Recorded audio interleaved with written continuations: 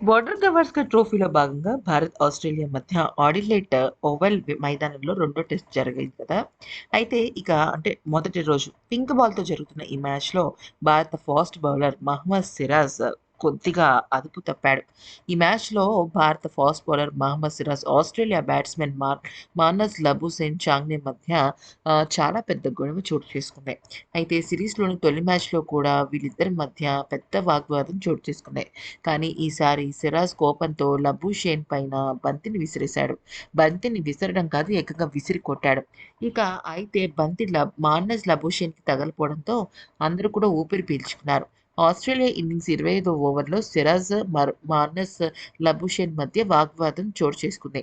ఈ ఓవర్‌లోని 4వ బంతికి లబుషేన్ బ్యాటింగ్ చేస్తున్నాడు. సిరాజ్ బంతి వేయబోతుండగా లబుషేన్ పక్కకు జరుగుతున్నాడు. అయితే దీనికి కారణంగా సిరాజ్ తన బౌలింగ్‌ను మధ్యలో ఆపవలసి వచ్చింది. ఇక ఒక అభిమాని స్క్రీన్ మధ్యలో నుంచి బయటకు వస్తున్నాడు. అది చూసి లబుషేన్ నవ్వుతూ వికెట్ల నుంచి పక్కకు జరిగాడు. దీంతో సిరాజ్ కోపంగా లబుషేన్ వైపు బంతిని విసిరాడు. అయితే బంతి ఎవరికీ తగల్లేదు.